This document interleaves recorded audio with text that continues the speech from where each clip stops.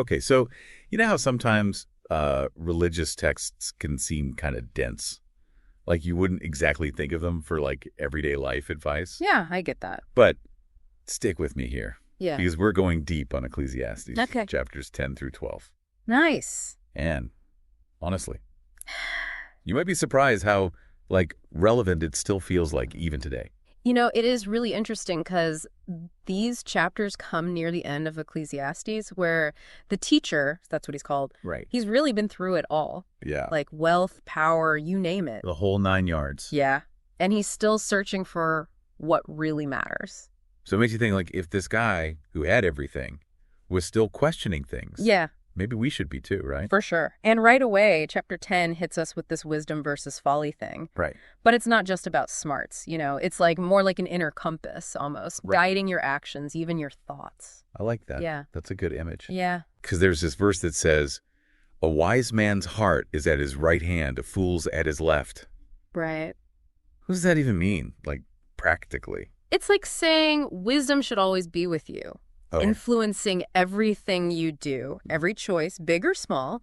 Wisdom's right there. Okay. Nudging you toward what's truly right folly. Yeah. Well, that can lead you down some bad paths. Oh, yeah. Yeah. So is it like, are we talking like gut feelings here? It does make you wonder, Yeah. how often are we actually listening to that inner wisdom? Right. Are we letting it guide us, or are we just kind of on Yeah. autopilot? Reacting to things without really thinking.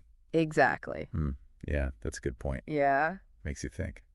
And speaking of things that make you think, the text is really big on the whole power of words thing. Absolutely. There's this line, the words of a wise man's mouth are gracious, but the lips of a fool will swallow up himself. Wow. Heavy stuff, huh? Strong words and so relevant today. Oh, tell me about it. Right. Think about social media.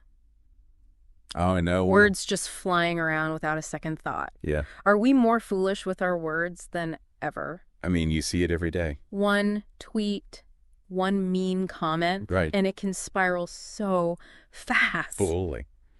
So, like, how do we even apply this ancient wisdom to, Yeah, our online lives? that's the question, isn't it? Like, do we all need to be social media gurus all of a sudden? Maybe not gurus, Okay. but definitely more aware. More mindful. Yes. Yeah. Bringing that same intention, that Yeah. wisdom into our digital lives. So, pausing before we post. Exactly. Thinking about the impact. Right. It's like a whole other skill we got to learn. It is a practice. The world of instant everything. Yeah.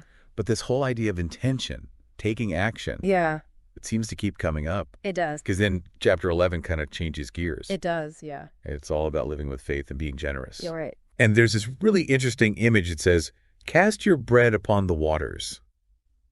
What's that even mean? Like, Yeah. practically. It's a little cryptic, isn't it? Yeah, kind of. Like, what goes around comes around, but Uh-huh. maybe a more spiritual version. It's about trust, I think. Okay. Trust that even if we can't see the results right away, Yeah. our actions still matter. They have an impact. They do, a ripple effect. Okay. It's being willing to give. Give freely. Yeah, even when there's no guarantee you'll get anything back. That's tough, though, right? It is. Like, we want instant results, We do, yeah. but this is like a different kind of timeline. Absolutely. It's a whole different way of thinking. You got to trust the bigger picture. Yeah, trust in something beyond just what's right in front of you. Right. And it's not even just like the big gestures. Right. It's the everyday stuff, too. Right? Yeah. The chapter talks about that, being consistent. Okay. In the morning, sow thy seed, and in the evening, withhold not thine hand. Like showing up day after day. Yeah. Making those choices, even when it's hard. Building that habit, the generosity muscle. Exactly. But then chapter 11, it gets kind of serious. Yeah. It starts talking to young people directly Uh-huh. about enjoying their youth, but remembering judgment is coming. Mm-hmm. Is that supposed to be like a downer? I don't think so. What's the message there? It's more like live mindfully, like, yeah, enjoy being young. It's a gift. Right. But those choices you make, Yeah. they matter, even later on. It's like make the most of your time, Yeah. but don't get lost in the moment. Right, exactly. Do things you won't regret later. Mm-hmm. But this whole judgment thing, does it have to Yeah. be like scary? That's a great point. Like, can it be motivation to do good too? It can be. And that leads perfectly into chapter 12, Okay. which is all about, living with purpose. Okay. Starts with, remember now thy creator in the days of thy youth. Oh? Some people might think that's just for young folks. Right. But I think it goes deeper. Because even if we're not young, like literally, Yeah. we all have that youthful energy, right? Exactly. That curiosity, wanting to figure things out. That's still there. Yeah, it's still in us. Okay, so what's the chapter say about that? It talks about getting older. Yeah, like what changes? Your body, your senses. It's not as easy as it used to be. Right, makes sense. But it's not supposed to bum you out. Yeah. It's more like, hey, focus on what matters while you can. Before it's too late, basically. Yeah, because none of us know how much time we have, right? So don't wait to connect with that, like, deeper part of yourself. Right now, nurture it. Like that inner compass we were talking about. Exactly. But then it ends on a pretty intense note. Oh, what's it say? Fear God and keep his commandments, for this is the whole duty of man. Ooh, that fear word. I know, it can be a lot. Yeah, it's kind of scary sounding. But it's not about being terrified, you know? What is it about then? It's more like deep respect, Okay. like awe for something so much bigger than us. Recognizing a power beyond ourselves. Yes. And that should inspire us to live a certain way. To align ourselves with that. Exactly. Not out of fear of punishment, Okay. but out of wanting to honor something greater. That makes more sense. Yeah. And then it says every choice matters. It does. The chapter even says, God shall gain every work into judgment with every secret thing, whether it be good or whether it be evil. Whoa, that's pretty serious. It makes you think, doesn't it? Yeah, like if we really believed that everything we do is being watched, would we act differently? It really challenges you to think about your choices. Yeah, to live honestly. Yeah, like nothing is hidden. So after all this deep dive into Ecclesiastes, Yeah. what's sticking with you? You know, it's amazing how old these texts are, Thousands of years. and yet they're still relevant today. We're still asking the same questions. We are. What's the meaning of life? How do I live well? How do I find my purpose?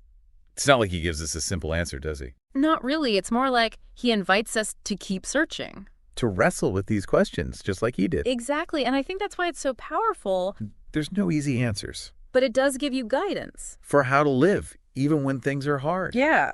For how to handle all the ups and downs. Even when we don't know everything, Mm-hmm. we can still choose to live wisely. And with generosity, with faith. And that's a pretty good takeaway, I think. It is, yeah. Choosing to live a life that matters. Yeah. Even when we don't know what's coming. It's a powerful reminder that life might be short, Yeah. but it's full of opportunities To make a difference. to leave your mark, to live for something bigger than yourself. And on that note, we've covered a lot. We have. But before we wrap this up, I want to leave you with something to think about. So, like, imagine this.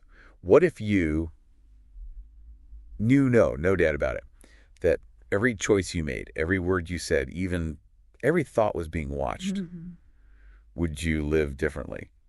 It's a big question. It is. Kind of worth thinking about, right? It really puts things in perspective, doesn't it? Like, you know that saying, dance like nobody's watching? Yeah, But this is more like live like someone is watching. exactly. Yeah. And that's kind of the whole point of what we've been talking about in Ecclesiastes, chapters 10 through 12.